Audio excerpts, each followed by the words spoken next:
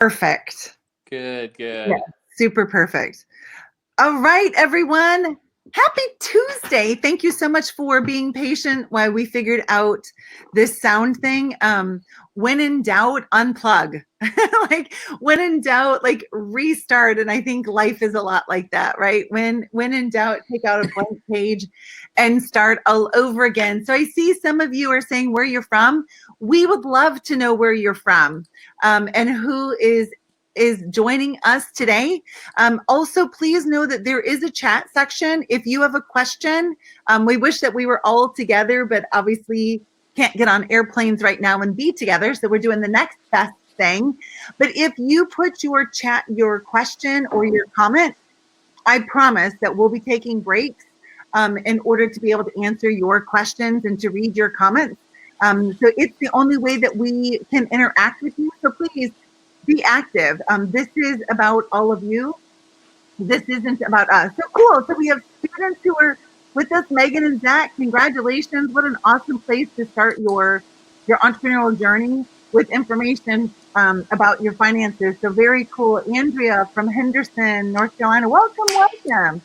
There's Cynthia Seebacher from Marietta and Carolyn. Jandy, all the way to California. Christy, so glad to have you. Andrea is in LA, Jennifer in Arizona, Mary in St. Louis, Ray in Minnesota. Christy, welcome, welcome. Linnea, Sabrina, Jandy. Hello, all of you. Thank you so much for being here. So dear, let's just dive right in. So just a little bit of background for all of you. I'm so thankful to call Garrett Gunderson a friend. And really, I just consider the whole Wealth Factory friends now. For those of you who attended the Women's Leadership Boot Camp in October at Atlanta, then you got to meet Garrett's wife, Carrie Gunderson. She was one of our speakers. And one of the things I really love about the Wealth Factory family is it's truly a family. Like when you go there live, you're going to think like this is like a cousin's reunion or something. And I love too that they practice what they preach. And great people like Dale Clarke is a byproduct or was birthed out of Wealth Factory. So Dale, welcome, welcome. Where are you joining us from Wonderful. today? Yeah, thank you to have me on. I'm actually here in Salt Lake City, Utah. Right on, Salt Lake. I have seems like I've been there a lot lately, and so I'm kind of fallen in love with that place and the people there, and it's so beautiful.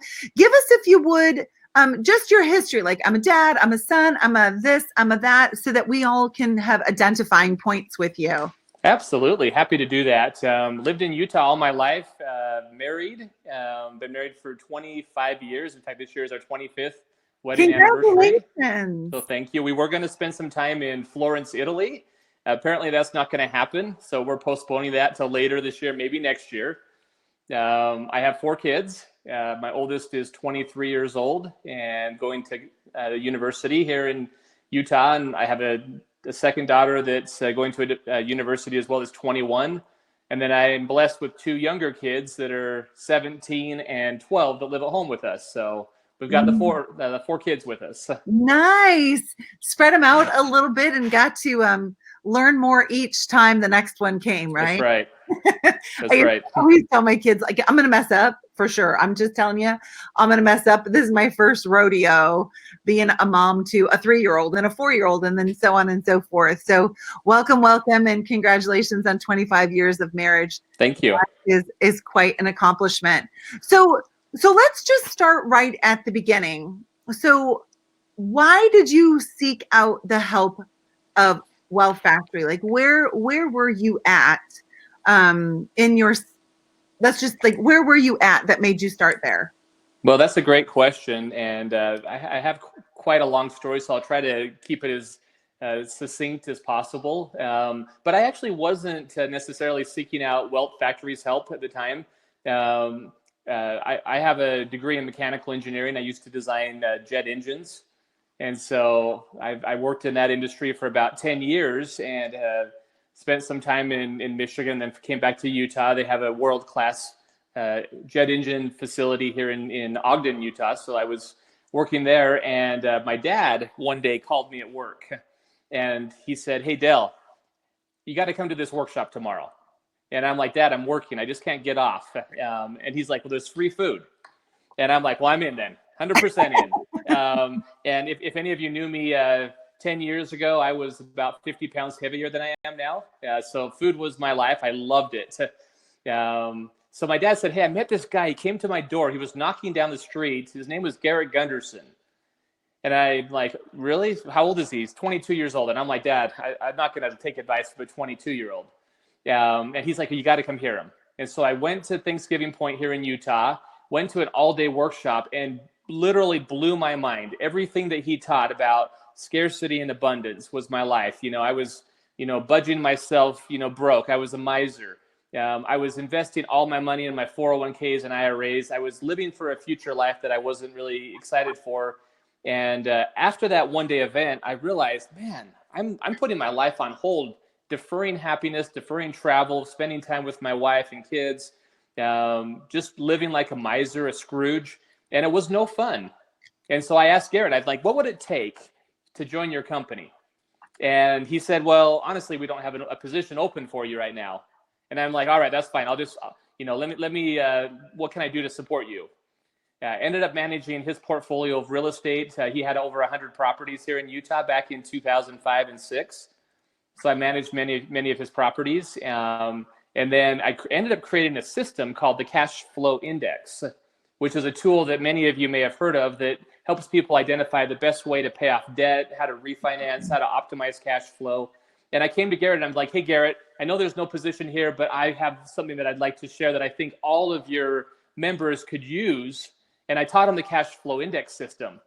And he was blown away. And he's like, all right, I'm going to bring you on. And so that was back in 2006. I've been working with Garrett for, 13 years now. So I'm taking notes because there's so many things that you've already said, Dale, that I want to speed bump after just a second. Wonderful. So did all of you hear the first part of the story? Where did Dale's dad first meet Garrett? Who knows? Because this is going to tie into advice that I have that Dale and I want to share with you. Where did they meet? Did you guys catch that? At the doorstep. At the doorstep. At the doorstep. So Garrett Gunderson, 2005, 2006, now the creator of incredible wealth for himself, his family, and millions of people around the world. Just a few years ago, 14 years ago, right, Jandy said he was knocking on doors. Knocking on doors. And that action now led him to Dale. So it's just like BJ says, we never know how far reaching something we may think, say, or do today will affect the lives of millions tomorrow. So I'm going to ask you later in this interview, all of you, about knocking on doors. And I want you to keep this part of the story in perspective for that. I love living a future life I wasn't happy about. You guys write that down? Living a future life I'm really not that excited about. Like I'm working and working and working, but I'm just not that excited about it. This is definitely the place for you. The next thing I love that Dale did is when he offered and he said, I want to come onto your team, and there wasn't space, he didn't stop. He worked at creating value for himself with what he was learning, and then went to Garrett and said, hey, look at this thing that I had. And then, surprise, surprise, a space was created for him. So when we create immense value in the marketplace, there will always be room for us. And even if there isn't a spot now, the value you create will be welcomed in the marketplace.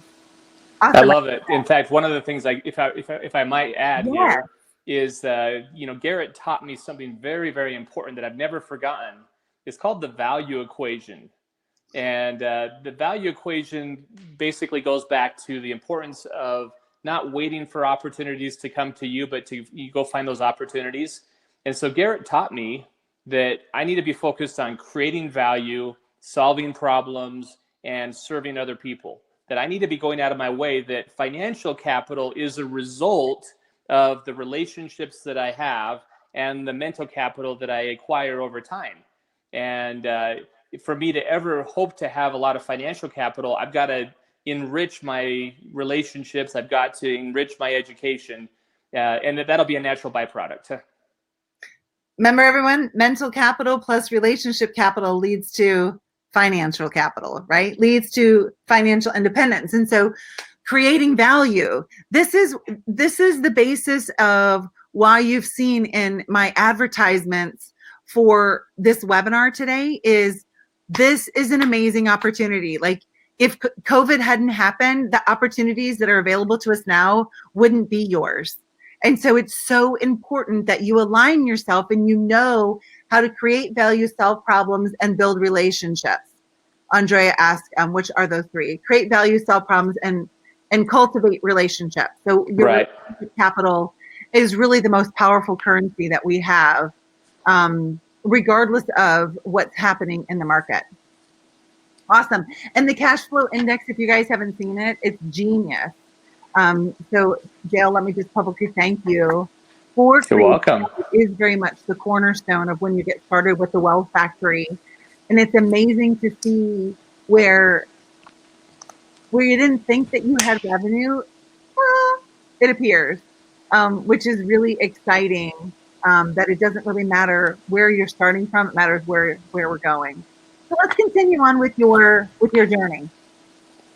Wonderful. Yeah. So since I, and this was back in 2006 that I was able to come on board with Garrett, I became a chief financial architect and his kind of right-hand man. And there were a lot of people vying for this opportunity. There were probably 100 people that wanted to work with Garrett. And I just had the blessing to have created opportunities for him to expand his business. And so it became a perfect partnership. And so I ended up working side by side with Garrett Gunderson for the last, 14 years. He is a chief financial architect, me as an implementation advisor. And after about a year or two working with Garrett, he basically promoted me to do the things that he didn't want to do. And so I became the chief financial architect with Wealth Factory. And for many, many years, when people would join the Wealth Factory program, I would be their guy. I would be working with them side by side over the course of 1 year, 2 years, 3 years to optimize cash flow, to pay off debt, to build their financial foundation, to make sure their relationships with their partners were strong. A lot of the things, identifying soul purpose, who talks about soul purpose in the world of finance and economics? No one does. And so I had that opportunity for many, many years to be the chief financial architect with Garrett. And about 6 years ago, my wheels started turning again, and I wanted to innovate yet again. I was loving what I was teaching about the cash flow index, but I realized that one of my core values is, I love people and I want to protect people. I want people to be, taken care of. And so a great expression of my purpose was to help people build their financial foundations, not just with paying off debt, but also with the proper insurances. And so I started an insurance agency about 6 years ago. And now everybody that works with Wealth Factory or Garrett Gunderson, when they get to that phase of the program where they're wanting to secure the financial foundation and set up the proper insurances, I work with them on that. So let's go to, I love build financial foundations. So like when you're building a house, my husband and I bought 45 acres of remote property way out in Alaska, right? And so we're looking at right now, what do we want to build? And a lot of cabins around here are built on log foundations. Guess what? Seems really strong the day you put it in the ground as your foundation, but time is not its friend. So before long, the whole cabins start tipping, right? They start leaning, they become unsettled, and the contents inside are negatively affected, whether it's cracks in the walls or staircases that are uneven. And to me, that's a lot like our finances. What is the foundation that you're building the rest of your life on top of financially? And if it's not a solid foundation and it starts tipping, the contents inside, your relationship, your own business, your financial future is going to have cracks and then be susceptible to ruin. So, Dale, can we go back until there's an earthquake? Yes, that's why you want to have instead a strong foundation made out of steel. By That's the way, we just had an earthquake here in Utah just a week ago. It was a 5.7 magnitude earthquake, and almost like a many of baby. the homes No. fell over that didn't have the strong foundation. But you could definitely tell those places that had the firm foundation that were designed to withstand a 7.0 earthquake because they were all unharmed. I'm glad that you just brought that up. For those of you who know I live in Alaska, and in November of 2018 we had an 8.2. Oh, Yeah, and then we had 40,000 aftershocks within like the first 30 days. So we were rattling really hard for a long period of time. So did you notice that Dale said that built to 7.0? Well, what if it doesn't end up being that? What if it ends up being more than that? And I think that is another really important conversation that we all have to have about our financial future. What if this is what you've planned for now, but you really need this? And that's why Dale and I are having this conversation with all of you today, is so that you have a strong foundation, so that you have a solid future, that you're not deferring your life by the actions that you're taking today. So Dale, something that really I love about your story and your journey is the massive action and the decision that you and your wife decided to make at the beginning of this. So, because just like that foundation, the contents inside are our relationships, right? Our relationship with our spouse, our relationship with ourselves, our relationship with our family. And when we live in abundance, we can bless others. Can we go back to the beginning, and how did you and your wife, like, what were some of the biggest obstacles in your mind and in your habits that you had to overcome to start on that journey of financial independence? well, that kind of takes me back to the beginning of the story when I attended that Wealth Factory workshop. It wasn't called Wealth Factory back in the day. It was an ingenuity symposium. But I knew after that 8-hour period of time that I was going to turn in my notice to my engineering job that I'd been with for 10 years, and I was just promoted to be over 100 different engineers. I knew that it was time to make the switch, but my wife didn't know that. And so I came home from that webinar or that workshop, and I said, "Hey, guess what? I have this opportunity. I want to align with Garrett. I want to, shift my focus." And she's like, "No, you're not. What are you talking about? We have 4 kids, 4 young kids we need to support." And I said, "Well, what would it take?" And she's like, "Well, here's what it would take. If you could create economic independence for our family through entrepreneurial pursuits, through the acquisition of real estate, whatever it might be, such that we had more portfolio and passive income than what we needed to cover our expenses, and you were making more than you were making as an engineer, then let's do it. I'm on board." And so for me, regular communication with your partner is absolutely crucial. And once a year is not enough. In fact, I would say once a month is not probably enough, but at least monthly. My wife and I have regular communication where we sit down, we compromise, we share our goals together on a weekly basis.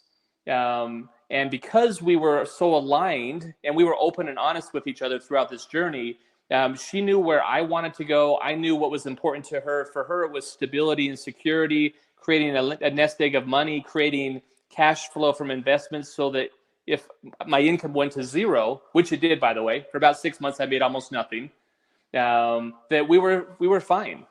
And for me, it gave me the opportunity to build something that I loved, and that entrepreneurial spark just allowed me to grow and blossom.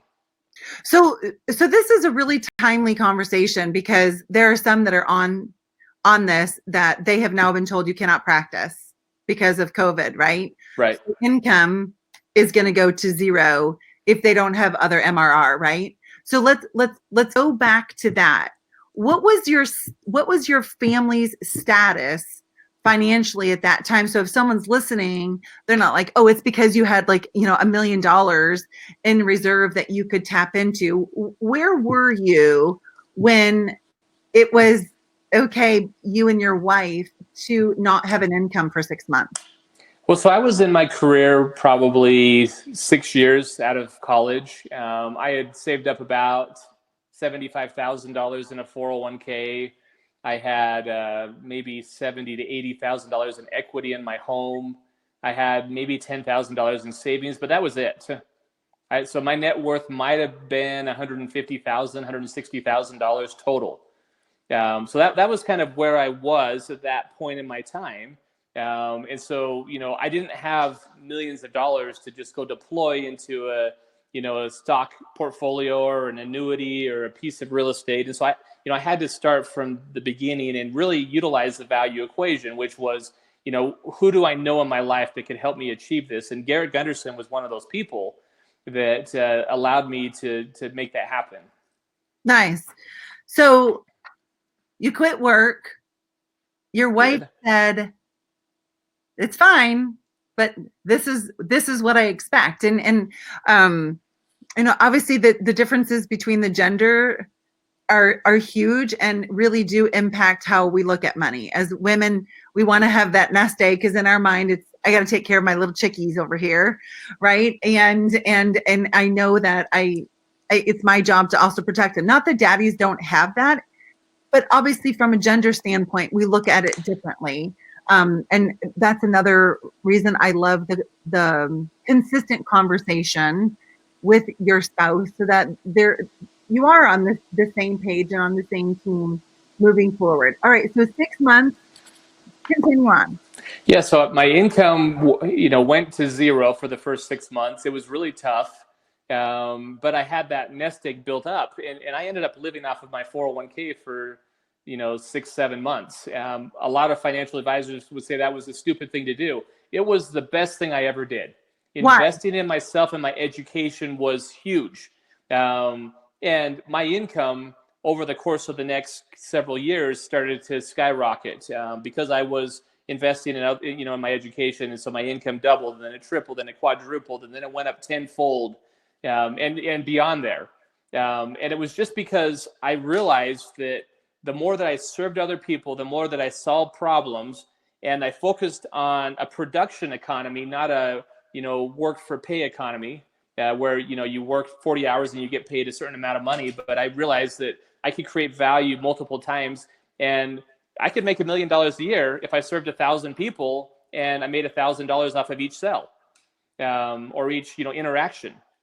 And so for me, that was a game changer, is realizing that I was limiting myself before, and I just needed to find ways to interact with more people. I love that. So let's speed bump there. Yes. The solve problems for more people. What advice do you give to people, to those that you have helped, when they're like, I don't know what problems I could solve? Like what kind of questions do you ask yourself in order to identify problems in the marketplace that you can solve? Well, it's what people are talking about. What are issues that people are facing. I would listen to like my Uber driver and talk about, hear about their concerns, like what was not working for them, like what things do they wish would happen. It's just being more open and listening to other people's conversations, and then also education. Along with that, seeking out the proper education. I can't tell you how many courses that I've signed up for, how many classes I've been involved with. I mean, literally hundreds probably at this point. I've spent way more. I mean, just in the last year, I've spent probably $60,000, $70,000 on my education. Way more than I ever spent 25 years ago to get my mechanical engineering degree. And that's just been a recurring theme for me throughout my life, is finding ways to increase my value to other people. Do you guys hear that? What's the biggest investment that he makes? In himself, right? Like there's nothing in your practice, there's nothing in your business that is going to be able to produce the value in the marketplace as much as you can. So you always must invest in yourself and resist the temptation to say, I already learned that. Like, I love when I talk to individuals and they tell me, I already worked on my mindset. Oh, is it dead? If your mind is dead, then stop working on it. If not, we got to keep going. And that's one of the things I love about the audio that you and Garrett did about mindset is it really asks a lot of questions of where we can get tripped up in scarcity as it relates to money that then creates action, right? Because our action all starts here, and from here then makes the plan ahead and gives us our results. So you talked about creating value, and did all of you see too where Dale is now has nothing to do with the education he started with, engineering.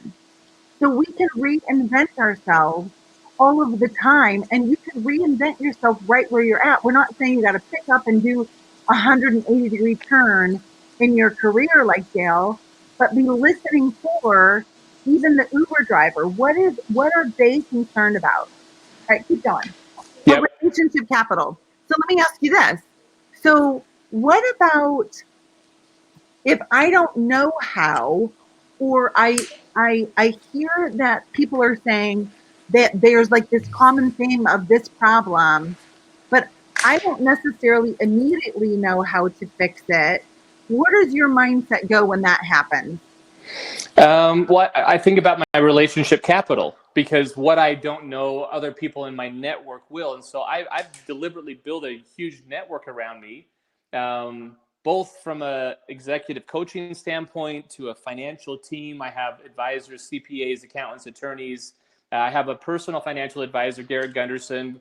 So all those kind of people. And then I have my executive coach to bounce ideas off of, because sometimes I get stuck and I don't know how to get beyond that situation. And having somebody who can see through maybe the flaws in my thinking has been huge to me. And so that's what I've done right here. I was just going to share one other thing. Yeah. Right now we're facing a really severe crisis in the world. It's not anxiety that a lot of us are feeling. It's actual trauma. A lot of us are feeling trauma with what's going on in the world.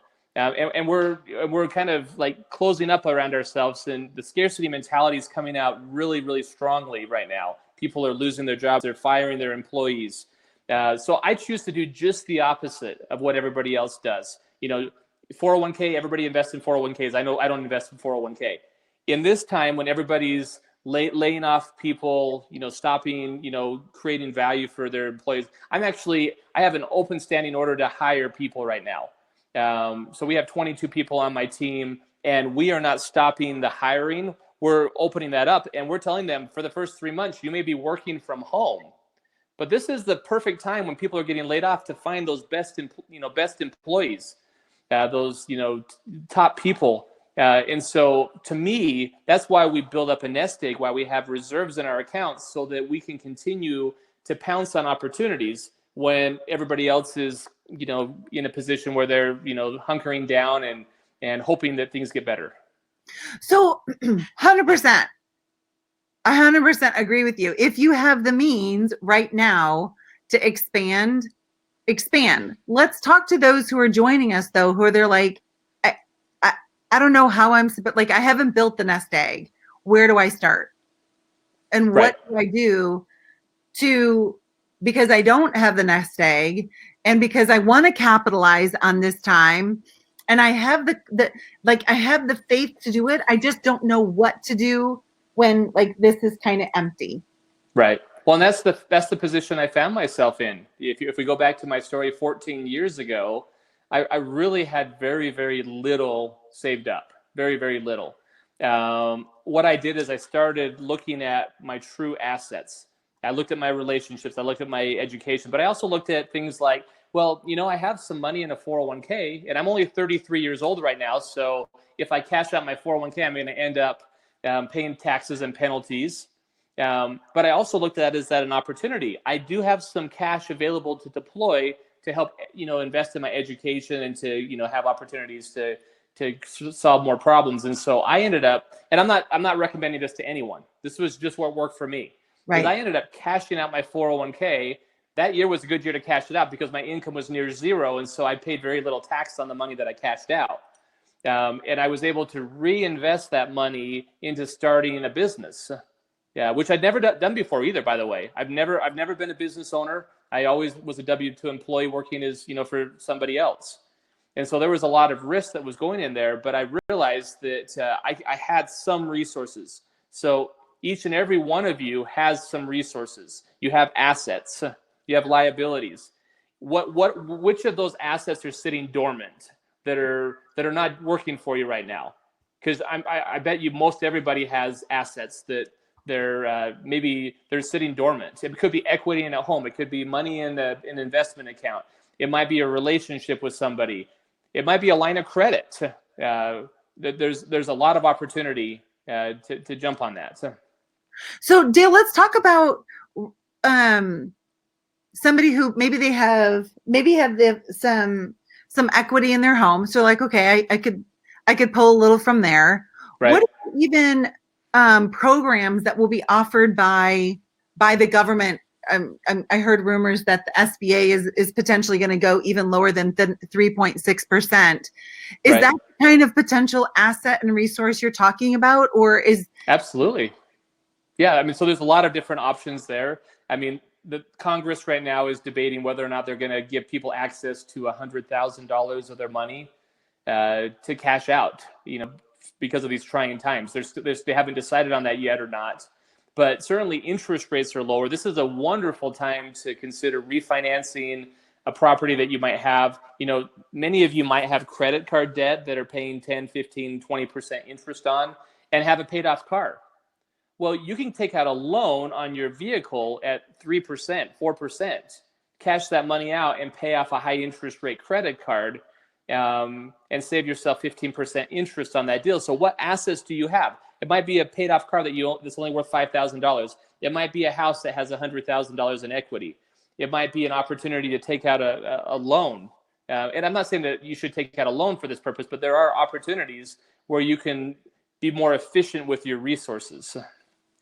And please, none of you think that we're saying take out a loan to live a bigger lifestyle. We didn't say that.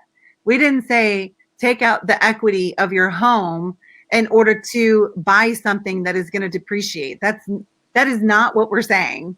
And that's how a lot of people end up in a lot of problems, is they hear one part of it, but don't hear it all the way through. We're saying if you take it out, then it needs to be taken out for the purposes of growth, not for the purposes of putting you even further behind.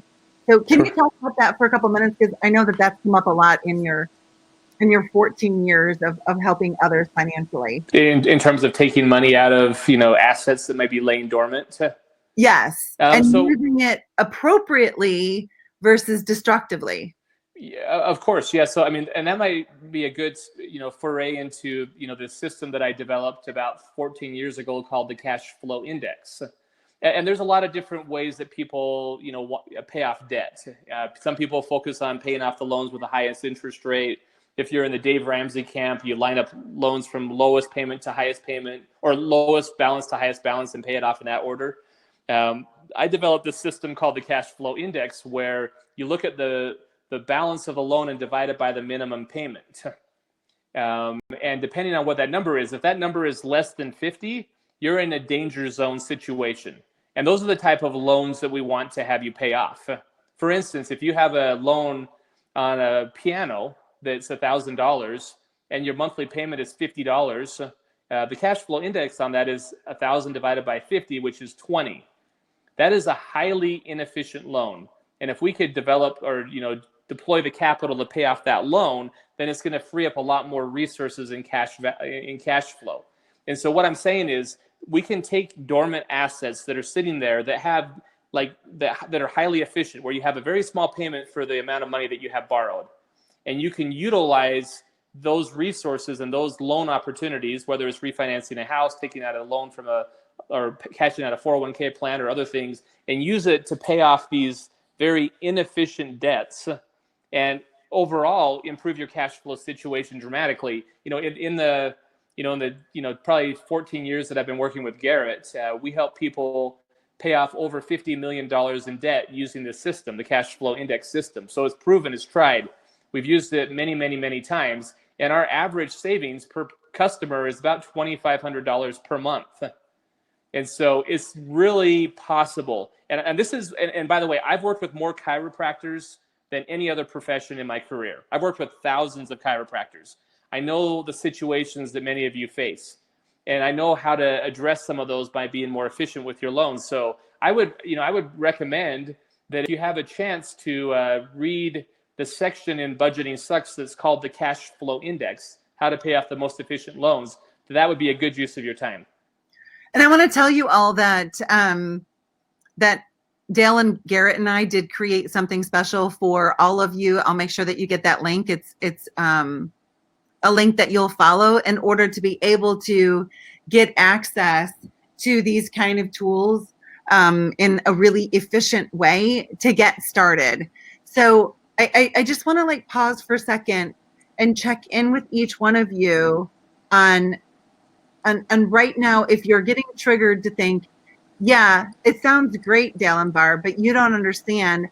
I have no money to work with. You don't understand. I am in over my head in debt. So I just want to like just stop you for 1 second. And I want you to think about that practice member who's like, yeah, right, Doc, I'm in terrible condition. Is there any way that I can get better? And you immediately go, well, absolutely you can, because your body has the ability to do well. And you think of all of the different individuals that you've helped, or if you're a student, you think of all of the testimonials that you read. So Dale, share with us just some like real quick examples of people who it looks like, whoa, you like this is a terrible situation, and walk us through where they started from, the action in general that they took, and now where they are.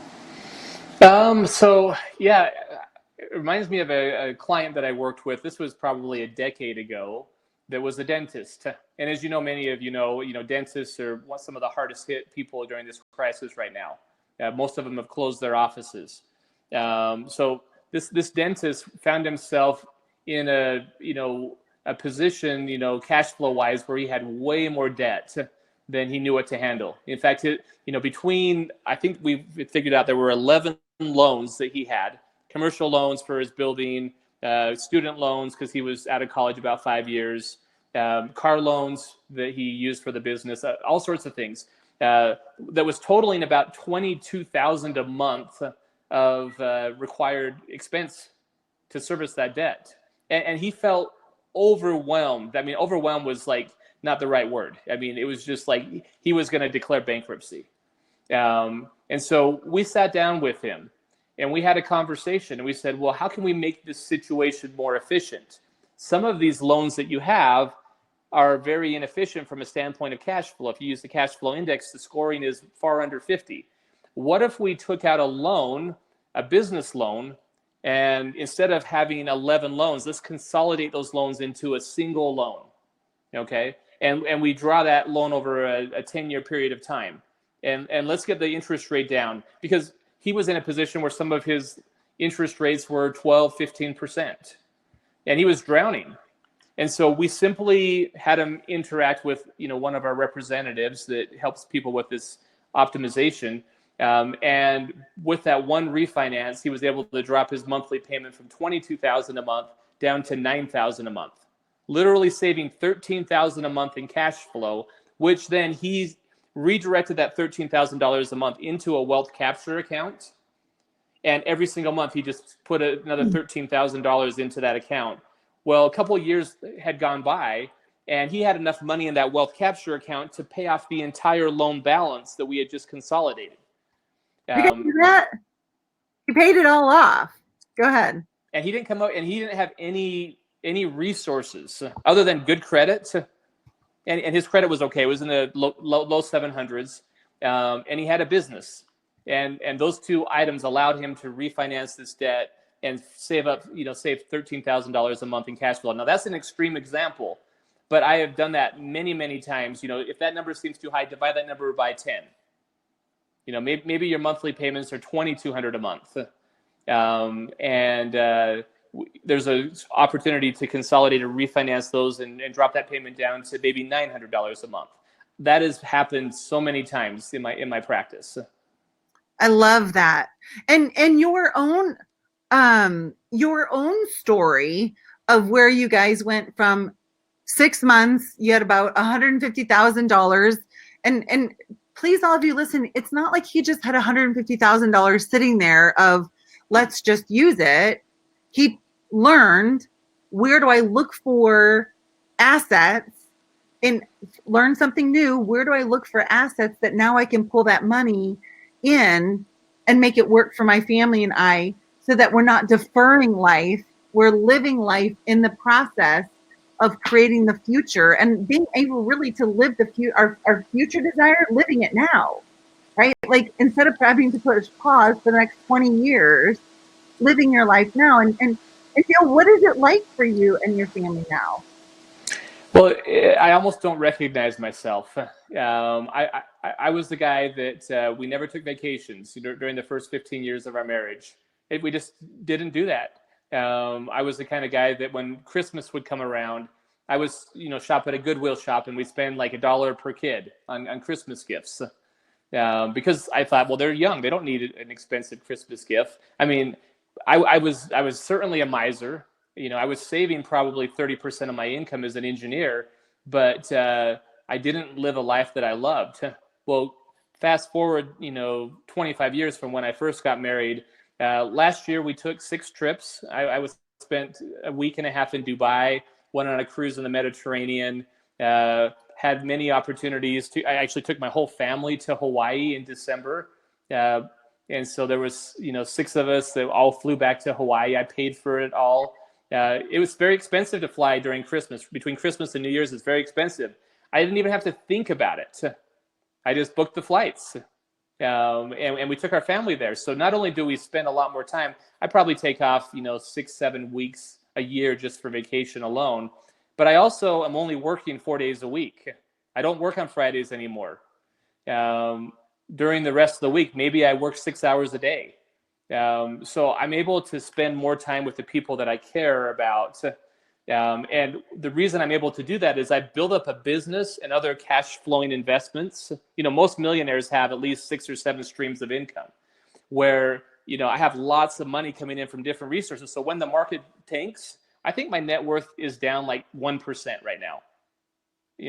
I think most people's net worth is probably down 20-30% this month. Just because I came from a defensive standpoint. And so I'm able, and because of all the residual income, if I don't make a cent through my business for the next 6 months, I'm fine because the other resources are coming in. And so it's a matter of finding ways to develop capital and investments to help create that lifestyle. And all of you can either look at it now and say, that sounds nice for you, but that's not how it'll be for me, in which case you're right. Like, that's the future you'll create. Some of you from this live webinar or the replay will say, you know what? If it can happen for him, regardless of where I'm starting from, it can happen for me. I mean, it really and truly, I'm just amazed at the main difference between the, like millionaires and billionaires really is just mindset and how you use your minutes. It's not like some magical thing. It's mindset and how you use your minutes, and then applying these same principles. Like, one thing that I have learned, and learned it through the Wealth Factory and other very wealthy people that I know, is no one's out to screw you.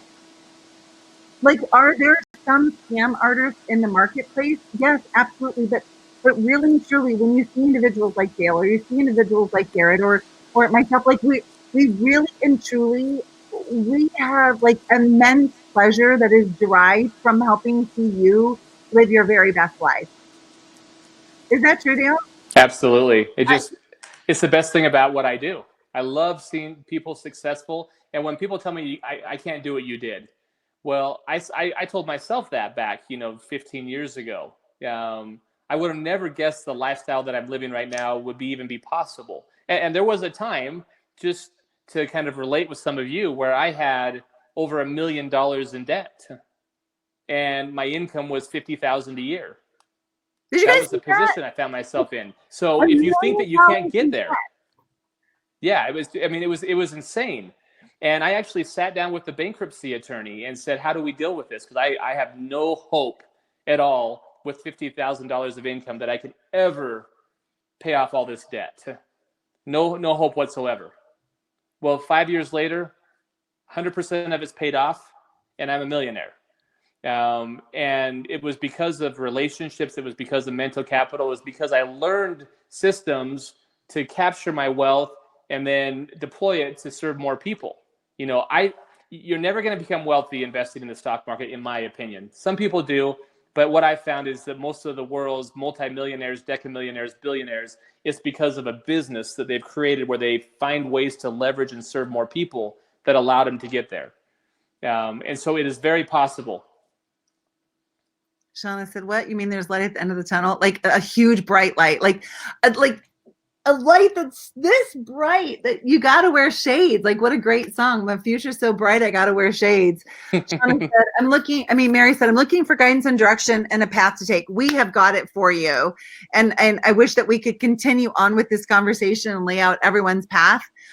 We instead have an option for all of you to take advantage of. And listen, I'm telling you, I used to sit in rooms and think, man, everyone's going to like do this. I got to get after it because everyone else is going to like be there to consume with me. And what I figured out was that's not true. There are very, very, very few who will actually take the action. So I'm asking every one of you right now, will you be the one out of 48 who are on right now who refuse to settle for where you are now and take action? If you will, let me see it. Like, it starts with making a commitment. Put your comment. Put me in the comment section. Say, yeah, that's me for sure. 5 years, pay off $1 million in debt and be worth $1 million. I'm in. Let's see. Megan said, "What are some good places to start investing, to start generating separate income from practice?" I'm going to answer this and then defer it to Dale. And Megan, it's a great question. It's kind of like, this is how that would sound in our practice. So we meet at a networking event and I tell you, I've got neck pain. My middle of my back is just always tight and my low back hurts. What should I start doing? And all of us as chiropractors would say, listen, it sounds like you need someone to make sense of all of these stressors that are happening in your body that are creating dis-ease. I do my best work in my office. Let's schedule an appointment in my office at 9:00 so I can do a thorough investigation of the severity and complexity of your problem and give you a specific action plan. I don't want to just like throw out random advice because you deserve more than that. And Megan, I'm telling you the same thing here. You deserve more than that. I love the question. I love seeing that you want to ask, that you want to take a step forward. But by just saying, hey, invest in this, we don't know if that's the best thing for you. Dale, go ahead. Will you comment on that? Well, that's exactly what I would say as well. It depends on you and your talents and your capabilities and skills. There is not a magic product out there.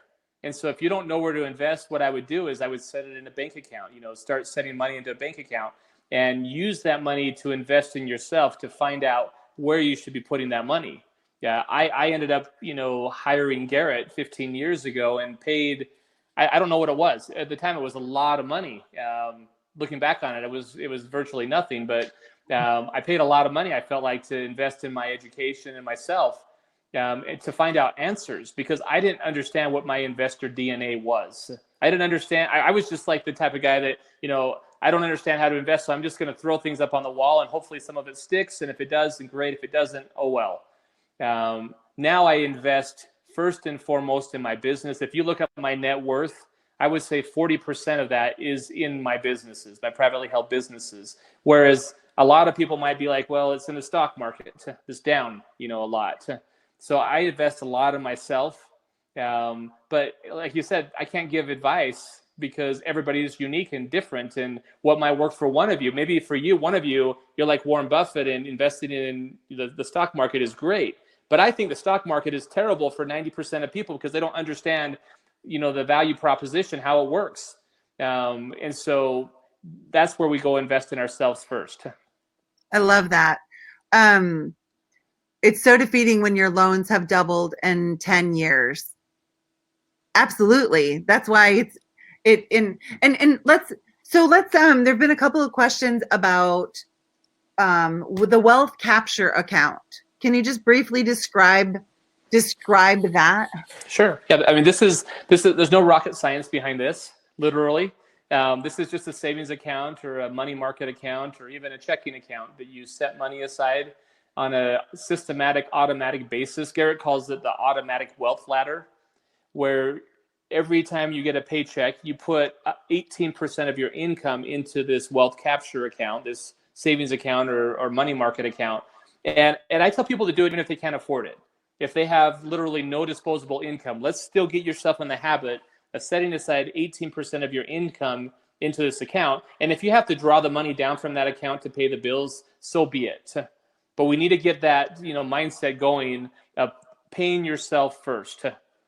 So that's what the wealth capture account is. And when you do the cash flow index, then that cash flow index shows you ways in which you can contribute to your wealth capture account.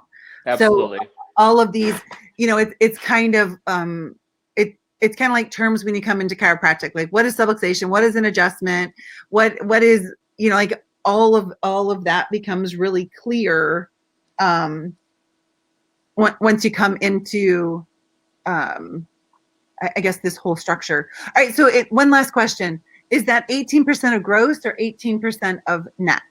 So this would be take-home pay. This is not business income, but after you paid all employees, this would be on the gross number that you're bringing into your household. So before taxes. So let's say that your revenue is producing $250,000 a year. Okay. So say it's $20,000 a month, but of that, only $5,000 a month comes home to you. You would pay 18% of that $5,000 into an account. And Dale said the importance is the habit. Like, if you put it in there and then you got to take it right out and pay bills, but you took that first step of putting it in there, like, start there. And every single one of you can do that 100% today. You can take 18% of whatever you're taking home, put it in there, draw it right back out and pay. But you'll start then putting it in, leaving a little bit more and a little bit more. Exactly. So I can acknowledge each one of you that said I'm in. Sarah, Mary, Jandy, Celia, Carolyn, Lauren, Jennifer, Chris, Andrea. Great job. That's the first step, right? Is deciding this is what I'm going to do. So Dale, as we wrap this up, I know we were supposed to be 30 minutes, but I mean, like, seriously, this is a conversation I could have all day. Right. What final words do you want to offer to our guests today, as well, knowing they're going to get a link to Budgeting Sucks? And then, so they're going to read that. They're going to listen to that for sure. That's Dale and Garrett's book about Budgeting Sucks, and it'll really help with your financial mindset. And then also Garrett put together like a quick start kind of thing for everyone.